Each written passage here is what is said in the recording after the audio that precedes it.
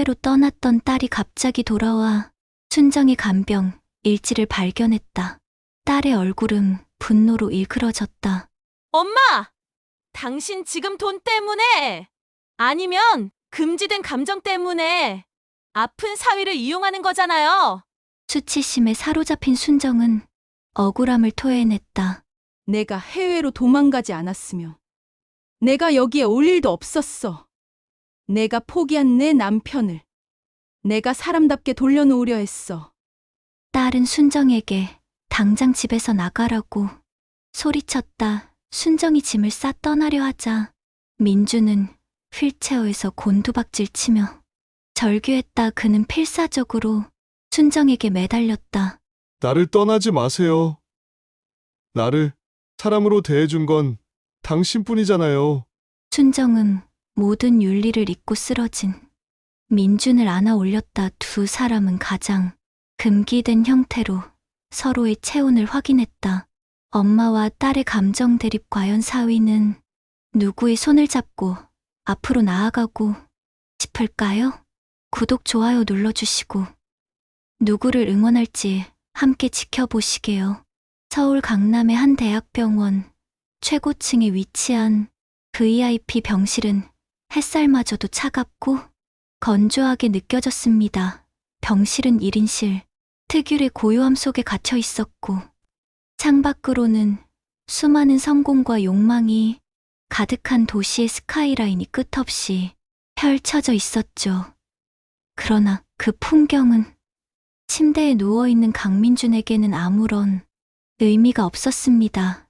민준은 대기업 이사직에 오르며 자신이 쌓아 올렸던 모든 명예와 권력이 교통사고 단 한 번으로 무용지물이 되었음을 온몸으로 체감하고 있었습니다. 특히 하반신 마비라는 진단은 그의 자존심에 깊은 금을 가게 만들었으며 민주는 42세의 나이에 스스로를 이미 끝난 인생이라 규정하고 체념하고 있었습니다.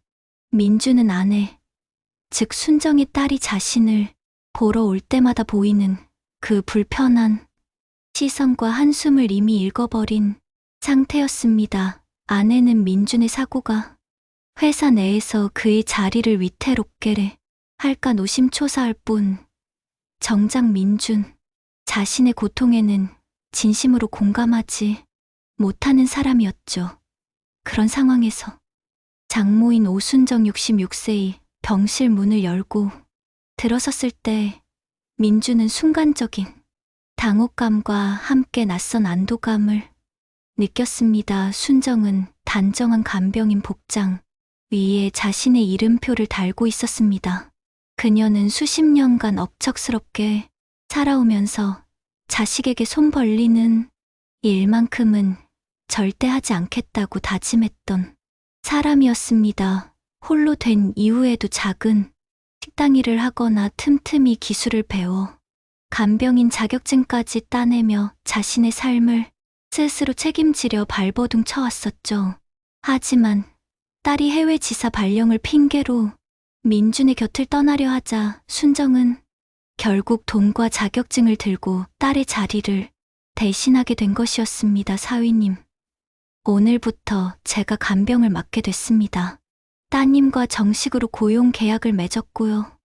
불편한 일 없으시도록 최선을 다하겠습니다. 순정은 사위를 향해 간병인으로서의 단호하고 사무적인 말투로 이야기했습니다. 그녀는 어머니라는 호칭 대신 간병인이라는 가면 뒤에 자신의 수치심과 복잡한 감정을 숨기고 싶었습니다.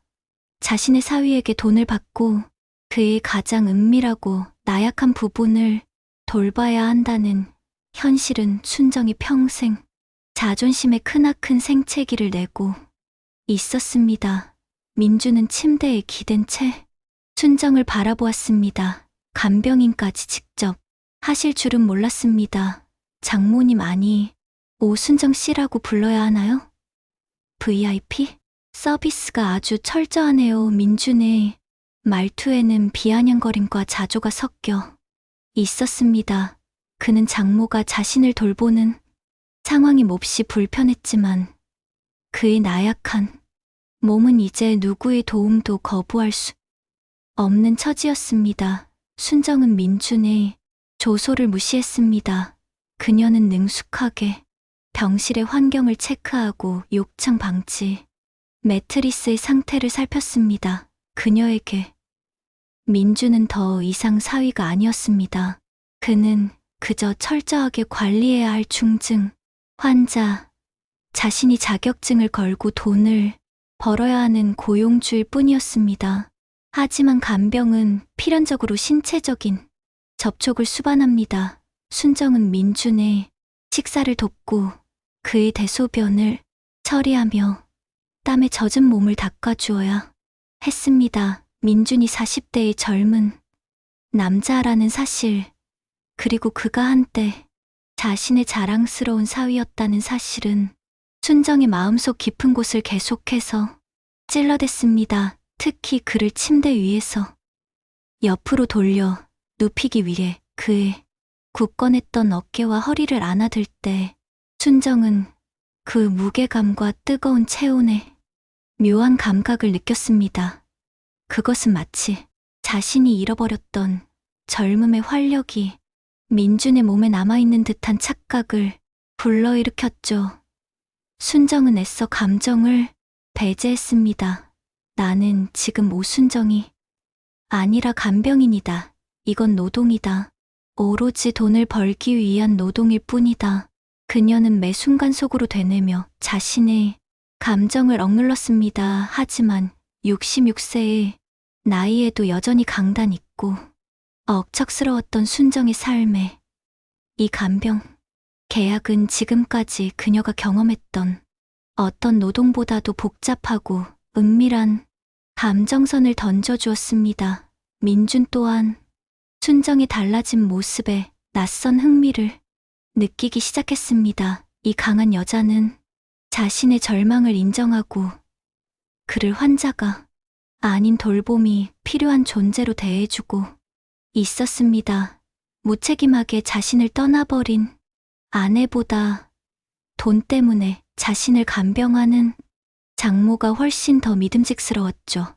병실의 차가운 공기 속에서 두 사람 사이에는 간병이라는 이름 아래 가족도 타인도 아닌 아슬아슬한 관계가 시작되고 있었습니다. 민주는 장모의 강단 있는 그림자를 바라보며 이 불편한 계약 관계가 자신의 남은 인생에 어떤 파장을 불러일으킬지 예감하지 못했습니다. 민준의 병실은 한동안 간병인 오순정과 환자 강민준이라는 철저한 역할 분담 속에서 평온 아닌 평온을 유지하고 있었습니다. 순정은 새벽 5시면 정확히 병실에 도착해 민준의 상태를 체크했고 민준의 모든 일정은 그녀의 꼼꼼한 간병 일지에 따라 움직였죠. 순정은 단 한순간도 흐트러짐 없이 프로페셔널한 간병인의 모습을 유지하려 애썼습니다. 하지만 그녀의 마음 한구석에는 사위의 아내, 즉 자신의 딸에 대한 깊은 실망감이 자리 잡고 있었습니다. 딸은 일주일에 한두 번 형식적으로 병실에 들러 순정에게 간병비를 건넬 뿐 민준과 눈을 마주치는 시간조차 꺼려했습니다. 어느 날 오후 딸은 평소와 달리 굳은 표정으로 병실을 찾았습니다. 그녀는 순정과 민준이 모두 있는 자리에서 폭탄 선언을 했죠. 엄마, 저 해외 지사 발령 때문에 곧 한국을 떠나게 됐어요. 최소 2년입니다. 딸은 민준을 힐끗 보더니 차갑게 말을 이었습니다. 민준 씨 재활은 이제 엄마가 책임져야 할 것 같아요. 간병인 자격증도 있으시니 전문가시잖아요. 비용은 걱정 마세요. 매달 2배로 드릴게요. 순정은 딸의 무책임함에 기가 막혔습니다. 너 지금 뭐라고 했니? 이럴 때 남편 옆을 떠나겠다고? 엄마가 간병인 자격증이 있다고 해서 내 남편을 내 인생 대신 책임져야 한다는 말이니? 순정은 간병인 가면을 벗어 던지고 어머니로서의 분노를 터뜨렸습니다. 그러나 딸은 눈 하나 깜짝하지 않았습니다. 엄마, 저도 살아야죠. 민준 씨는 이제 예전의 민준 씨가 아니잖아요. 그리고 엄마는 어차피 지금 경제적으로 여유롭지 못하시잖아요. 이 기회에 돈도 버시고 민준 씨도 전문가인 엄마한테 맡기는 게 안심이죠. 딸의 마지막 말은 순정의 가슴을 송곳처럼 찔렀습니다. 결국 돈이라는 현실적인 이유가 자신의 발목을 잡고 있다는 사실에 순정은 뼈아픈 수치심을 느꼈습니다. 그녀는 딸의 무책임한 배신보다 그 배신에 저항할 수 없는 자신의 처지가 더 절망스러웠죠. 민주는 침대에 기댄 채 이 모든 상황을 조용히 지켜보고 있었습니다. 그는 이미 아내의 이기심과 차가움을 예상했다는 듯 아무런 표정도 짓지 않았습니다. 딸이 병실을 떠난 후 민주는 나지막이 순정에게 말했습니다. 장모님, 아니 오순정 씨 따님은 원래 그런 사람입니다. 나약하고 자기의 이익이 가장 중요한 사람이었죠. 이제부터라도 절 간병인으로 대해 주십시오. 2배의 간병비는 약속대로 드리겠습니다. 민준의 목소리에는 깊은 체념과 함께 장모에게 의지하려는 본능적인 갈망이 섞여 있었습니다. 그날 밤 간병의 가장 고된 시간이 찾아왔습니다. 민주는 고열과 통증으로 땀에 흠뻑 젖어 있었고 욕창 방지를 위해 체위를 변경해야 했습니다. 순정은 능숙하게 민준의 몸을 옆으로 돌려 눕히기 위해 그의 겨드랑이 밑으로 팔을 넣어 몸을 들어 올렸습니다. 민준은 42세의 건장했던 남성이었지만 사고 이후 근육이 빠지면서 축 늘어져 순정의 앙상한 팔에 온전히 체중을 실었습니다. 40대 젊은 남자의 뜨거운 땀이 순정의 마른 팔에 닿았을 때 순정은 순간적으로 온몸의 전율을 느꼈습니다. 땀으로 젖어 뜨거운 그의 등은 마치 끓는 물처럼 순정의 가슴에 닿았습니다. 그 체온은 순정이 수십 년간 잊고 살았던 낯선 성싱의 감각을 순식간에 일깨웠죠. 그것은 딸에게 보여주었던 모성애와는 완전히 다른 이성이싱으로서의 체온이었습니다. 순정은 그 순간 민준이 자신의 사위라는 사실, 그가 자신의 딸의 남편이라는 사실을 완전히 망각했습니다. 그녀의 머릿속에는 오직 나에게 온전히 의지하는 40대 젊은 남자의 나약하고 뜨거운 존재만이 남아 있었습니다. 순정은 민준을 재빨리 돌려 눕히고는 거친 숨을 몰아쉬었습니다. 그녀의 얼굴은 붉게 달아올랐고 심장은 66세의 나이답지 않게 격렬하게 뛰고 있었습니다. 미쳤지. 오순정, 내가 지금 무슨 생각을 하는 거니?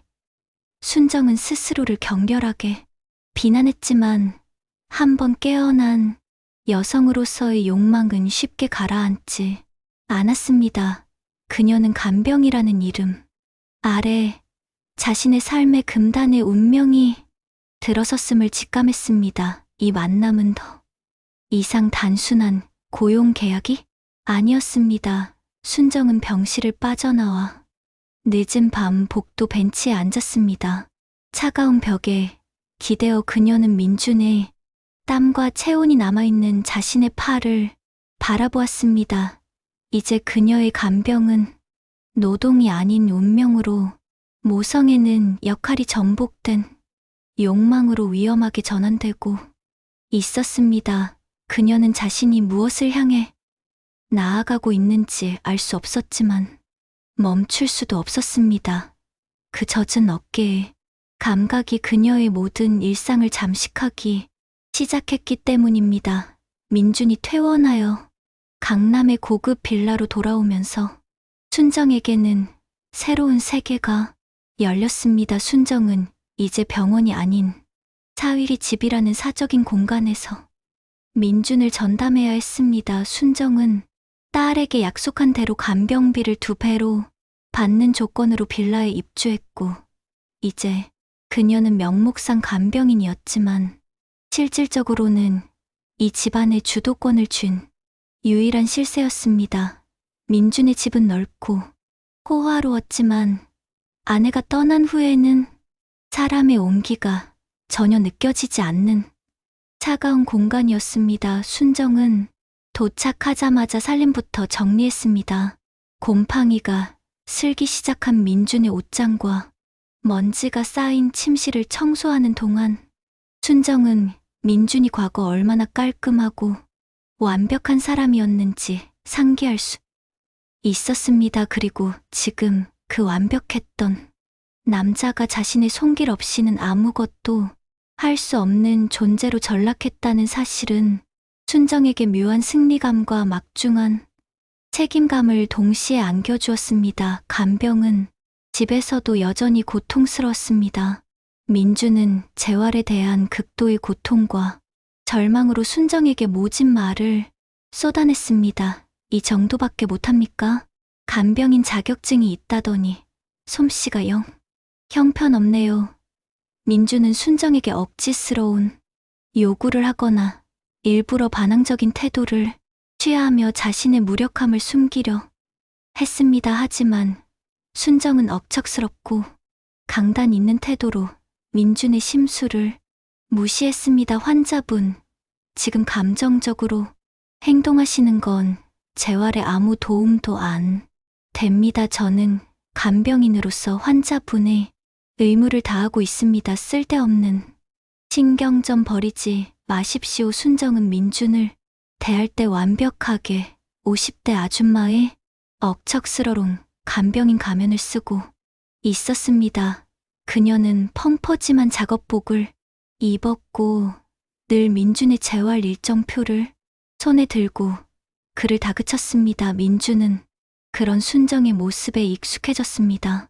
그녀는 늘 헌신적이었지만 감정을 드러내지 않는 엄마나 누나 같은 존재로 느껴졌죠.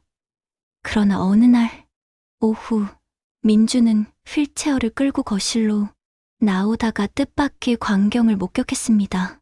순정은 창가 햇살 아래서 오래된 흑백 사진첩을 들여다보고 있었습니다. 그녀는 자신이 늘 입던 간병복 대신 단정한 블라우스를 입고 있었고 입술에는 20년 전 유행했던 진한 빨간 루즈를 바르고 있었습니다. 순정은 사진첩에 몰두하느라 민준이 다가오는 것을 눈치채지 못했죠.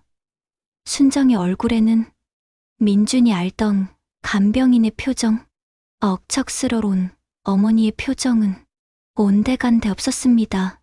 그곳에는 젊은 시절의 회한과 희미한 그리움이 깃든 여자 오순정의 얼굴이 있었습니다.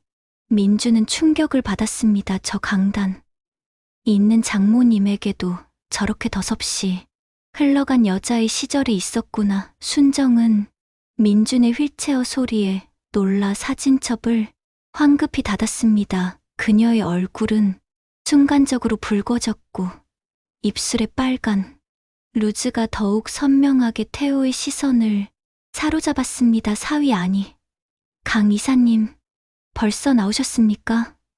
순정은 다시 간병인의 말투로 돌아갔지만 민주는 이미 그녀의 가면 뒤에 진짜 얼굴을 본 후였습니다. 민주는 그날 밤 순정에게 자신이 가장 숨기고 싶었던 이야기를 털어놓았습니다. 그것은 사고 직전 그를 나락으로 떨어뜨릴 뻔했던 회사 비리 관련의 복잡한 이면에 대한 이야기였습니다. 이 이야기는 그의 아내에게도 심지어 친부모에게도 꺼내지 않았던 자존심과 생존에 관한 치명적인 비밀이었죠. 사실 사고 전날 저는 회사 비리를 폭로하려 했습니다. 제가 그 비리의 핵심이었지만 마지막 순간의 양심을 지키려 했죠. 그 때문에 사고가 난 것 같기도 합니다. 민주는 휠체어에 몸을 기댄 채 힘겹게 고백했습니다. 순정은 침묵했습니다. 그녀는 민준을 억척스럽게 다그치기만 했던 간병인의 역할에서 벗어나 그의 치명적인 비밀을 공유하는 유일한 사람이 되었습니다. 그녀는 빨간 루즈를 바르고 사진첩을 들여다보던 여자 오순정의 모습으로 민준을 바라봤습니다. 강 이사님 힘들었겠어요. 순정의 목소리는 처음으로 따뜻하고 이해심이 가득한 어머니의 목소리가 아닌 인생의 무게를 아는 대등한 인간의 목소리였습니다. 이 순간 두 사람의 관계는 간병인과 환자, 장모와 사위라는 경계를 넘어 비밀을 공유하는 위험한 파트너라는 새로운 세계로 본격적으로 진입하고 있었습니다. 민준이 회사 비리에 얽힌 비밀을 순정에게 털어놓으면서 두 사람 사이의 관계는 급격히 복잡하고 깊어졌습니다. 순정은 이제 단순한 간병인이 아니라 민준의 나약한 심리를 지탱하는 정신적 지지자이자 그의 어두운 비밀을 아는 유일한 공모자가 되었습니다. 순정은 민준의 재활 훈련에도 더욱 적극적이고 열정적으로 임하기 시작했습니다. 이 재활은 민준의 몸을 회복시키는 과정인 동시에 순정 자신에게는 인생의 잃어버린 목표와 의미를 되찾는 과정이었습니다. 순정은 민준의 재활을 위해 병원에서 배운 고강도의 뼈아픈 재활 기술을 도입했습니다. 강 이사님, 이 정도 고통은 이겨내셔야 합니다. 지금 땀 흘리지 않으면 평생 침대 신세입니다. 순정은 민준이 고통스러워할 때마다 냉정하게 다그쳤지만 그 속에는 민준이 다시 일어서기를 바라는 강렬한 염원이 담겨 있었습니다. 민준은 순정의 강단에 반발하면서도 그녀의 눈빛 속에서 자신을 포기하지 않는 굳건한 신뢰를 읽었습니다. 어느 날 오후 순정의 지시에 따라 혹독한 하체 근육 강화 훈련을 하던 민준은 극심한 고통 속에서 기적처럼 왼쪽 발가락을 움직이는 작은 성공을 거두었습니다. 그 작은 움직임은 민준에게 인생이 끝난 것이 아님을 증명하는 강력한 신호탄이었습니다. 민준은 눈물을 글썽이며 그 순간의 기쁨을 순정에게 공유했습니다. 그는 순정의 굳은 손을 잡고 진심을 담아 말했습니다. 장모님, 고마워요. 당신 덕분이에요. 이 움직임 당신이 없었다면 불가능했을 겁니다. 민준이 장모님이라고 부르는 대신 당신이라는 호칭을 사용하고 자신을 향한 절대적인 신뢰와 감사를 표현했을 때 순정은 가슴속 깊은 곳에서 찌릿한 울림을 느꼈습니다. 그녀가 평생 억척스러운 아내와 어머니로 살면서 한 번도 제대로 인정받지 못했던 여자로서의 유능감이 되살아나는 순간이었습니다. 그녀는 더 이상 돈을 받고 일하는 간병인이 아니었습니다. 그녀는 민준의 삶을 구원하는 절대적인 존재였습니다. 이 작은 성공 이후 순정은 외모에도 변화를 주기 시작했습니다. 그녀는 펑퍼짐한 간병복 대신 단정한 옷을 입기 시작했고 시장에 가서 민준이 좋아하는 음식을 만들기 위해 신선한 재료를 골랐습니다.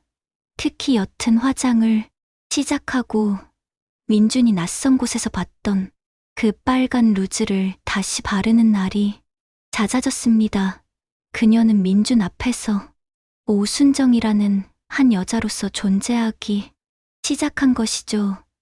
순정이 민준을 향해 느끼는 감정은 복잡했습니다. 그것은 모성애, 책임감, 유능감, 그리고 오랜 세월 억눌렸던 여성으로서의 욕망이 뒤섞인 위험한 감정이었습니다. 그녀는 민준의 젖은 등을 닦아주거나 그의 팔을 부여잡고 재활을 도울 때마다 그 젊은 육체의 활력에 자신의 늙은 몸이 전염되는 듯한 착각에 빠지곤 했습니다. 중간 고비. 발생. 그러나 두 사람 사이에 이러한 은밀하고 미묘한 변화는 결국 외부의 시선을 피할 수 없었습니다. 순정이 민준을 위해 영양식을 만들고 휠체어를 밀며 공원 산책을 시키는 모습은 주변 이웃들에게는 헌신적인 장모의 모습이 아닌 수상한 관계로 비치기 시작했습니다. 특히 같은 빌라에 사는 오지랖 넓은 이웃 아주머니가 이 상황을 예의주시했습니다. 어느 날 이 아주머니는 순정에게 노골적으로 말을 걸어왔습니다. 아이고, 오순정 씨 사위, 간병이 여간 살뜰한 게 아니시네. 젊은 사위 곁에 계시니 오순정 씨도 젊어지시는 것 같아 보기 좋아. 그런데 따님은 왜 이리 얼굴 보기가 힘들다니? 두 분이 혹시 너무 살뜰한 거 아니셔? 이웃 아주머니의 노골적인 의심과 소문은 순정에게 크나큰 충격과 수치심을 안겨주었습니다. 그녀는 자신이 민준을 향해 느끼던 묘한 감정이 금기된 영역에 발을 들였다는 것을 현실적으로 깨달았습니다. 순정은 얼굴이 붉어진 채 아주머니에게 소리쳤습니다. 무슨 말씀을 그렇게 하십니까?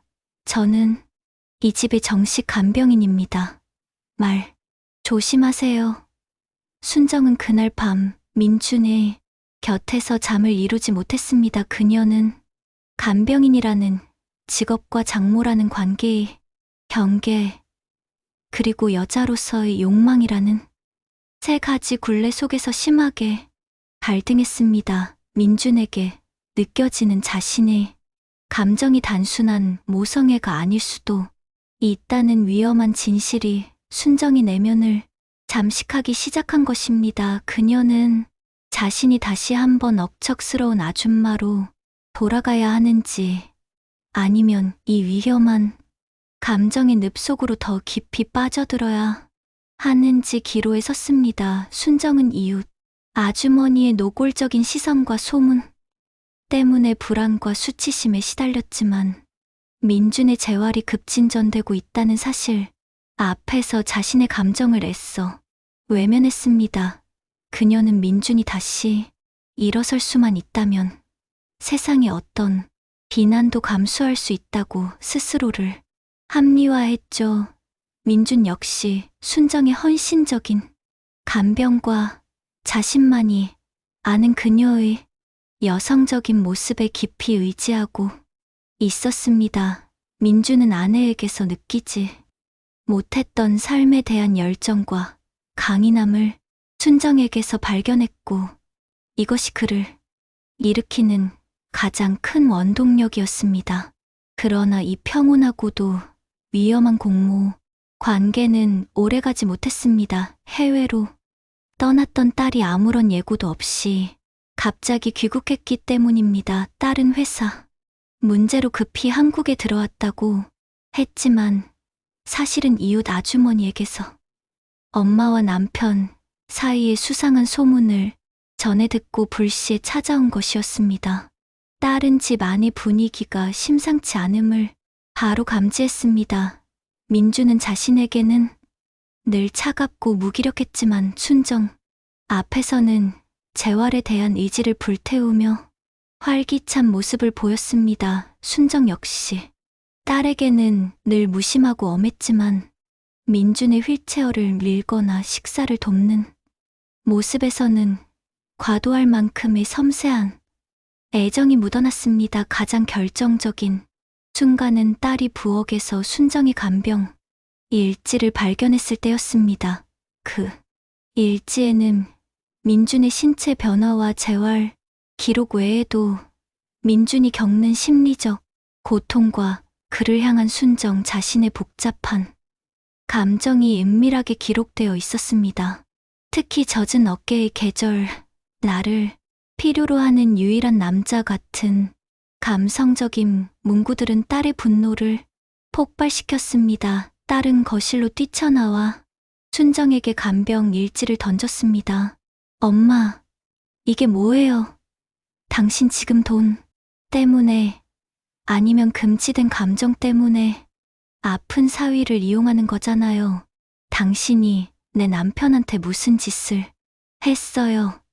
딸은 히스테리컬하게 소리쳤습니다. 그녀는 자신의 나약함과 무책임 때문에 엄마가 이 자리에 있다는 사실은 인정하지 않고 오직 엄마와 남편 사이의 배신감에만 집중했습니다. 순정은 수치심과 배신감에 사로잡혔습니다. 딸의 비난은 순정이 스스로를 향해 품었던 가장 어두운 의심이었기 때문입니다. 순정은 단호하게 맞섰습니다. 내가 돈 때문에 왔다고? 내가 해외로 도망가지 않았으면 내가 여기에 올 일도 없었어. 내가 포기한 내 남편을 내가 사람답게 돌려놓으려 했어. 그때 민준이 휠체어를 끌고 거실로 나왔습니다.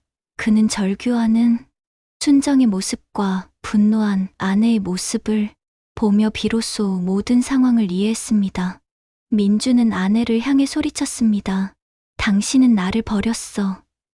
나를 사람으로 대해준 건 나를 다시 살리려 했던 건 장모님뿐이었어.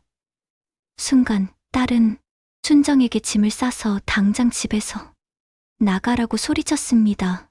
엄마는 이제 간병인도 아니고 엄마도 아니에요. 당장 나가세요. 수치심의 모든 것이 무너진 순정은 억울함에 떨리는 손으로 짐을 싸기 시작했습니다. 순정이 짐, 가방을 끌고 현관으로 향할 때 민주는 절망적인 표정으로 휠체어를 거칠게 밀어 순정에게 다가갔습니다. 나를 떠나지 마세요, 장모님. 민주는 필사적으로 순정의 옷자락을 붙잡으려 했지만 힘이 풀려 휠체어에서 바닥으로 곤두박질 쳤습니다. 그의 몸은 순정의 발치에서 무력하게 엎어졌고 그는 자해에 가까운 절망을 표출했습니다. 순정은 울부짖는 민준의 모습을 보고 차마 그를 두고 떠날 수 없었습니다. 모든 의무와 도덕을 잊고 순정은 바닥에 엎어진 민준을 필사적으로 안아 올렸습니다. 그녀의 늙은 몸에는 40대 남자의 축 늘어진 무게가 고스란히 실렸고 두 사람은 가장 금기되고 극단적인 형태로 서로의 뜨거운 체온을 나누었습니다. 순정이 뺨에는 민준의 젖은 눈물이 묻었고 그녀는 모든 것을 건 위험한 사랑의 감정 앞에서 무릎을 꿇었습니다. 이 순간 가족 관계의 윤리는 완전히 해체되었고 그들 앞에는 오직 두 개의 고독한 영혼만이 남았습니다. 민준이 바닥에 쓰러지며 자해에 가까운 행동을 했을 때 순정은 모든 수치심과 죄책감을 잊고 그를 필사적으로 안아 올렸습니다. 딸은 충격적인 광경을 보고 비명을 지르며 방으로 도망쳤습니다. 순정은 늙고 지친 몸이었지만 마치 자신의 생명을 지키려는 듯 민준을 침대에 옮겨 눕혔습니다. 그녀의 이마에는 땀이 비 오듯 흘렀고 호흡은 가빴지만 그녀의 눈빛은 비로소 강력한 의지로 가득 찼습니다. 새벽녘 순정은 간신히 민준을 진정시키고 잠재웠습니다. 딸은 여전히 방문을 잠근 채 나오지 않고 있었습니다. 고요함 속에서 순정은 침대 옆에 앉아 상처난 민준의 손을 바라보았습니다. 그녀의 손에도 민준을 일으키려 할 때 생긴 붉은 멍 자국이 선명했습니다. 이 손에 묻은 땀과 눈물 속에서 순정은 자신의 내면을 깊숙이 들여다보았습니다. 내가 정말 이 사람을 여자로서 탐했던 것일까? 내가 원했던 것이 금단의 사랑이었을까?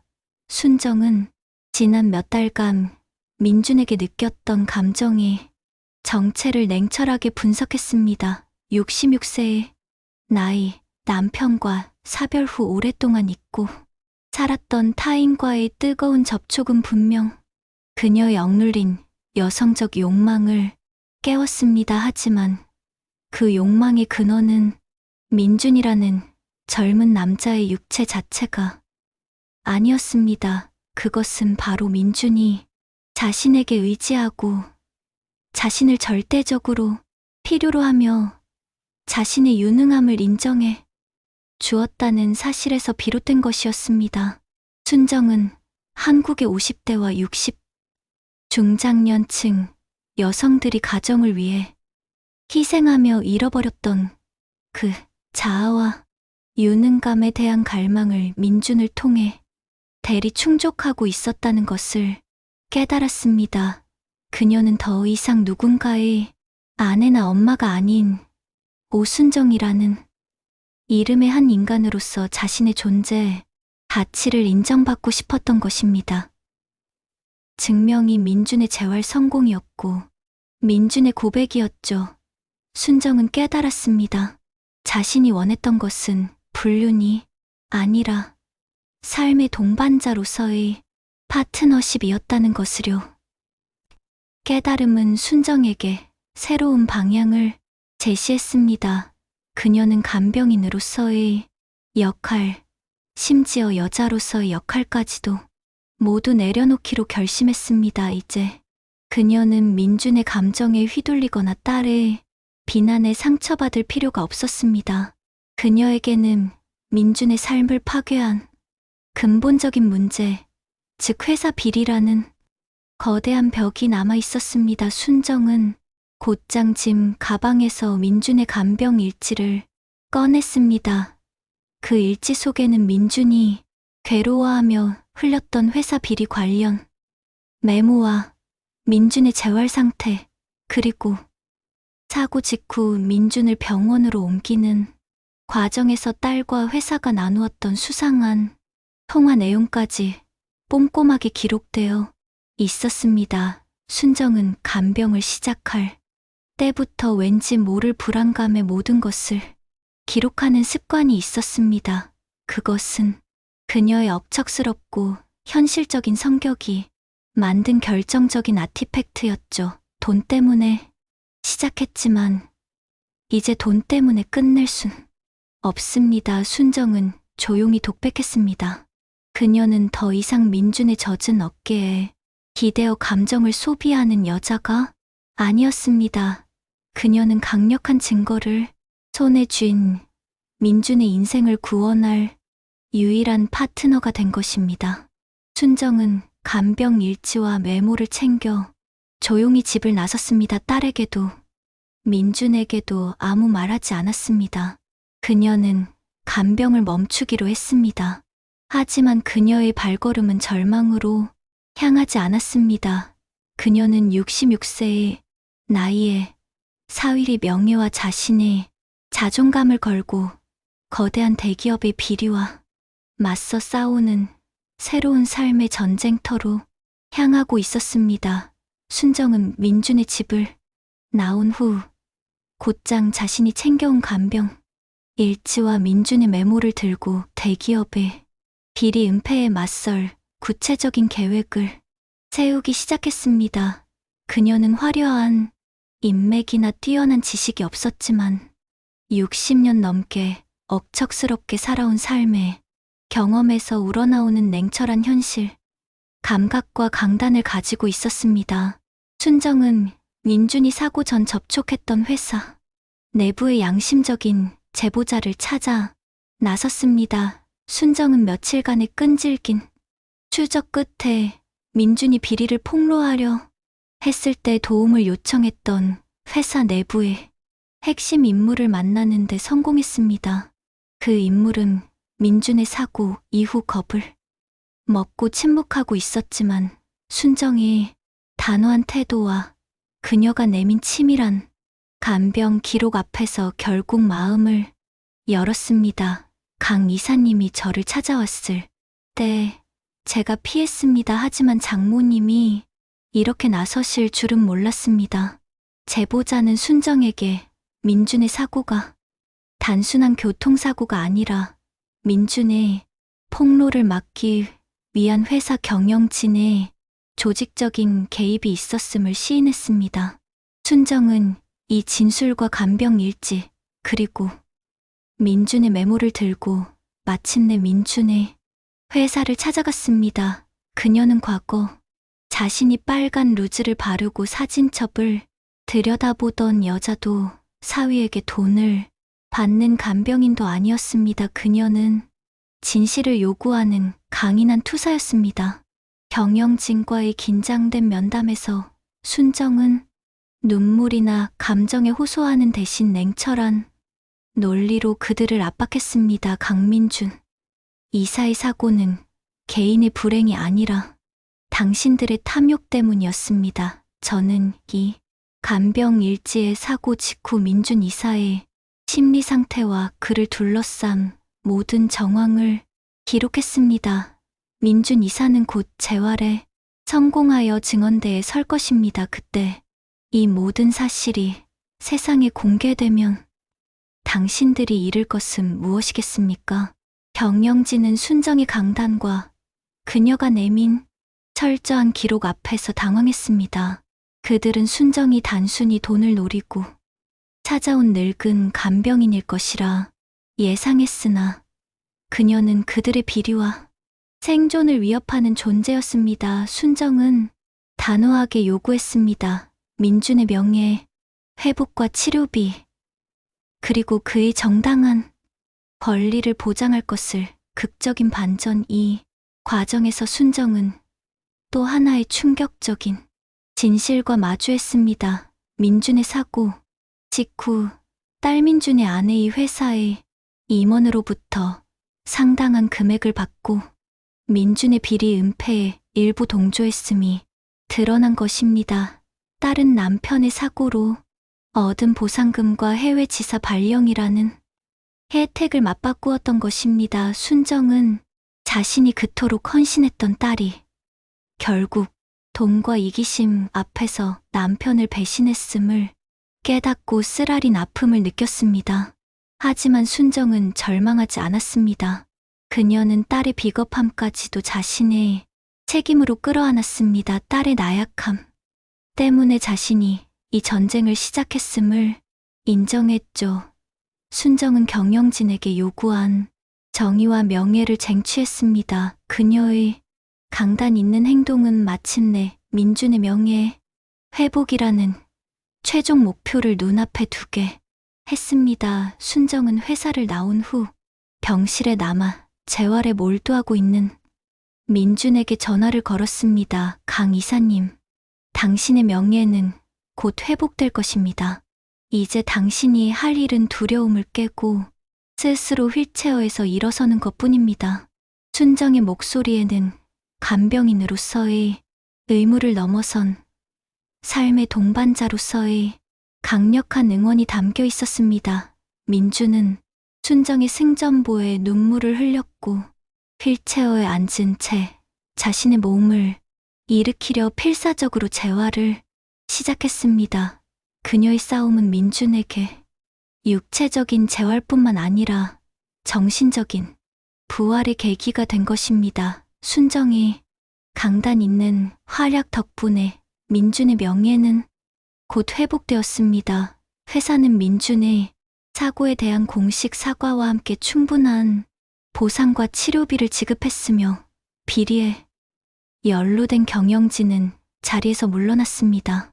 순정은 민준에게 이제 내 간병은 끝났습니다. 라고 담담히 통보했습니다. 그녀는 회사로부터 받은 보상금 중 자신의 몫이었던 2배의 간병비를 제외한 모든 금액을 민준에게 돌려주었습니다. 장모님 아니 오순정 씨 제 인생을 구해주셨습니다. 이 은혜를 어떻게 갚아야 할지 민준은 침상에 기대어 순정의 손을 잡으려 했지만 순정은 민준의 손을 부드럽게 피했습니다. 강 이사님 은혜를 갚는 건 저에게 하는 것이 아닙니다. 이제 당신 자신의 삶에 갚으십시오. 당신은 돈과 명예를 쫓다가 스스로의 몸과 영혼을 버렸습니다. 이젠 다시 일어서야 할 때입니다. 순정의 목소리에는 단호함과 함께 깊은 연민이 담겨 있었습니다. 그녀는 더 이상 민준의 젖은 어깨에 기대어 감정을 소비하는 여자가 아니었습니다. 그녀는 자신의 인생을 찾아 떠나는 당당한 여성이었습니다.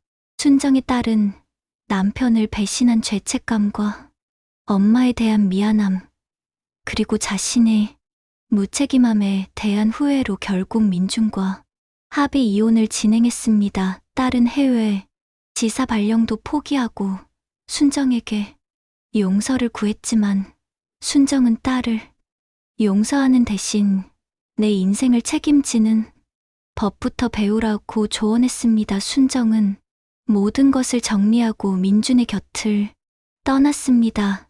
그녀는 억척스럽게 모은 돈과 민준에게서 받은 간병비로 자신이 직접 설립한 시니어 재활 및 간병 센터를 열었습니다. 그녀는 그곳에서 5,060세대 여성들에게 간병 기술을 가르치고 그들이 경제적 자립과 잃어버린 자존감을 되찾도록 돕는 새로운 리더가 되었습니다. 그녀는 더 이상 누군가의 아내, 엄마 혹은 사위의 간병인이 아닌 오순정 원장님으로 불리며 성공적인 삶을 살게 되었습니다. 변화된 세계 몇 년의 세월이 흘렀습니다. 민주는 필사적인 재활 끝에 지팡이를 짚고 스스로 걸을 수 있게 되었습니다. 그는 대기업으로 돌아가는 대신 자신의 경험을 살려 사회적 기업을 설립했습니다. 그의 삶은 화려한 명예 대신 진정한 가치를 쫓는 방향으로 완전히 바뀌었습니다. 어느 날 민주는 순정의 시니어 재활 센터를 찾아왔습니다. 그는 더 이상 휠체어에 의지하지 않았고 그의 눈빛은 과거의 오만함 대신 겸손과 따뜻함으로 가득 차 있었습니다. 회장님, 찾아왔습니다. 민주는 순정을 원장님 대신 회장님이라 부르며 존경심을 표했습니다. 저희 회사에서 시니어 재활 프로그램 개발을 돕고자 합니다. 오순정 회장님의 현실적인 노하우가 필요합니다. 순정은 환한 미소를 지었습니다. 그녀는 단정한 한복 차림이었고 그 미소 속에는 과거의 억척스러움 대신 여유와 평화가 담겨 있었습니다. 강희 이사님, 이제 정말 멋진 분이 되셨네요. 예전에 당신은 제가 감당할 수 없는 사람이었죠. 두 사람의 관계는 사랑도 의무도 아닌 삶의 동반자로서 완전히 새롭게 정의되었습니다. 그들은 서로의 가장 나약했던 순간을 공유했지만 그 경험을 발판 삼아 각자의 분야에서 성공한 대등한 파트너가 된 것입니다. 민주는 순정에게서 잃어버렸던 삶의 가치를 배웠고 순정은 민준을 통해 잃어버렸던 자아와 유능함을 되찾았습니다. 그들의 금단의 간병은 결국 파국 대신 서로의 상처를 치유하고 새로운 인생을 개척하게 만든 역설적인 운명이었습니다. 두 사람은 센터의 창밖으로 함께 희망찬 미래를 바라보며 새로운 형태의 강단 있고 치유된 가족을 이루었다는 후일담으로 이야기는 마무리되었습니다.